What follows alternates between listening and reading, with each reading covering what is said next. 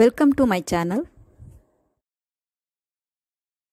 இன்றைக்கி பெசரடு பச்சை பயிரில் செஞ்ச தோசை எப்படி செய்யலான்னு பார்க்கலாம் வாங்க. ரொம்ப சத்தானதும் கூட. சுண்டல் அந்த மாதிரி செஞ்சு சாப்பிட்றதுக்கு தோசையாக கொடுத்தா குழந்தைங்க விரும்பி சாப்பிடுவாங்க. வாங்க பார்க்கலாம். ஒரு கப், அதாவது 200-225 கிராம் இருக்கலாம், அந்த அளவுக்கு பாசிப்பருப்பை நான் ஊற போடுறேன். முந்தின நாள் நைட்டு ஊற போடுறேன். 1 டேபிள் ஸ்பூன் அரிசி, இட்லி அரிசி போடலை, நான் பொன்னி அரிசி தான் போட்டிருக்கிறேன், கொஞ்சம் கிறிஸ்பியாக கிடைக்கும். உளுந்து 1 டேபிள் ஸ்பூன். இது மூணையும் நைட்டே ஊற போடுறேன் நான்.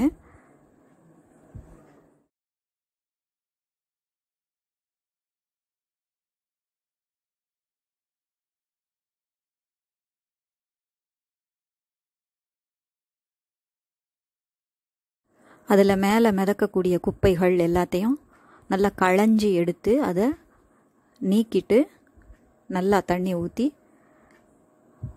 அதை ஊறுறதுக்காக வச்சாச்சு. அடுத்த நாள் காலையில் எடுக்க போகிறோம்.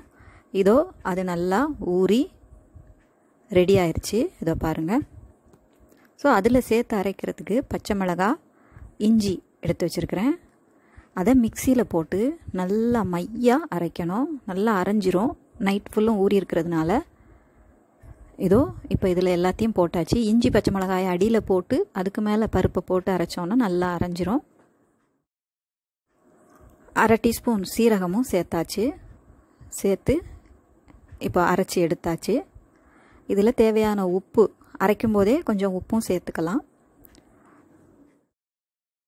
அரைச்ச மாவை ஒரு சைடு எடுத்து வச்சாச்சு, பாத்திரத்தில் ஊற்றி. இப்போ இதுக்கு தேவையான கார சட்னி செய்ய போகிறோம். நான் இன்றைக்கி சின்ன வெங்காயத்தில் கார சட்னி செய்ய போகிறேன். ஏதோ சின்ன வெங்காயம் 2 கைப்பிடி அளவு எடுத்து அதை உரித்து இதை வச்சுருக்கிறேன். தக்காளி 1, கருவேப்பிலை வேணுங்கிறவங்க சேர்த்துக்கலாம். மிளகாய் வத்தல் 4, பூண்டு ஒரு 4-5 பல், இஞ்சி ஒரு சின்ன துண்டு, புளி கொஞ்சம் நனைச்சி வச்சுருக்குது, உப்பு தேவையான அளவு. இப்போ கடலைப்பருப்பு, உளுத்தம்பருப்பு, தேங்காய் துருவல் 2 டேபிள் ஸ்பூன் சேர்த்துக்க போகிறோம். இப்போ வாணலியில் 1 டேபிள் ஸ்பூன் எண்ணெய் விட்டு அந்த பருப்பு வறுக்கிறதுக்கு வசதியாக சேர்த்துக்கிறோம். அது பொரிஞ்சு வரும்போது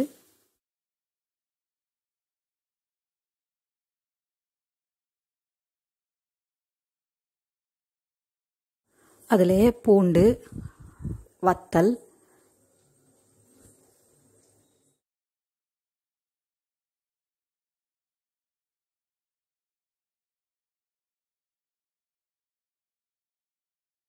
சேர்த்து வத்தல் கொஞ்சம் உப்பி வரக்கூடிய நேரத்தில் வெங்காயத்தையும் சேர்த்துக்கிறோம்.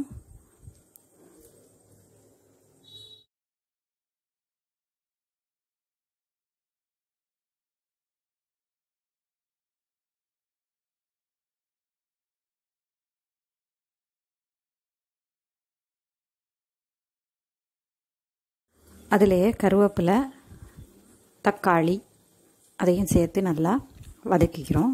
எதுவும் கருகாமல் பார்த்துக்கணும்.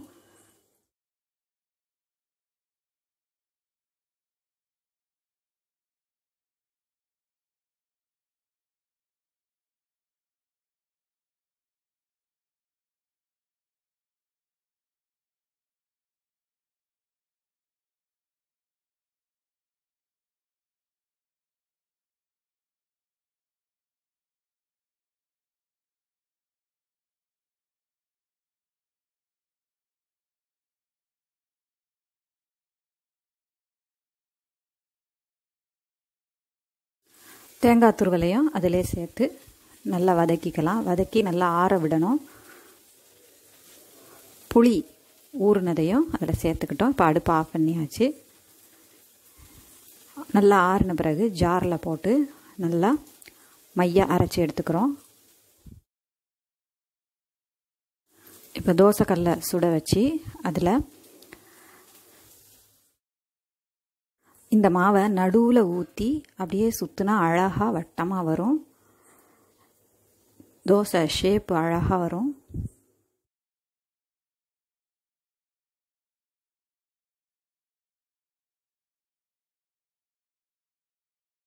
அந்த மாவு வேகிறதுக்கு முன்னாடியே வெங்காயத்தை, பொடியாக வெட்டின வெங்காயத்தை அதில் சேர்த்துக்கோங்க.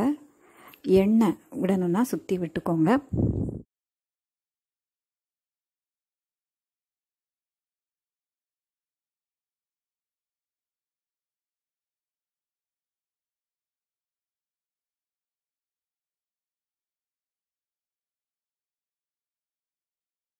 மூடி வச்சு வேக வச்சா புரட்டி போட வேண்டிய அவசியமே இல்லை.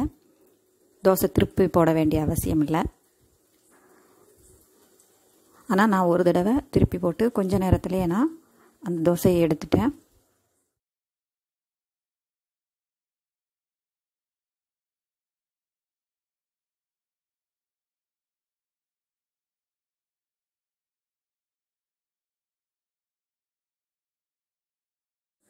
நல்ல கிறிஸ்பியான தோசை ரெடி. பெசரடு தோசை ரெடி ஆயிடுச்சு.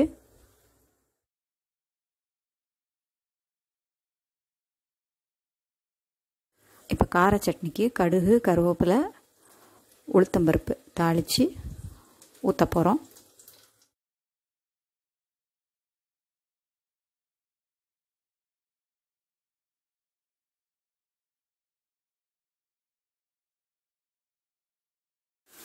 சுட சுட பெசரட்டு தோசையும் கார சட்னியும் தயாராகிடுச்சு. செஞ்சு பார்த்து உங்கள் கமெண்ட் சொல்லுங்கள்.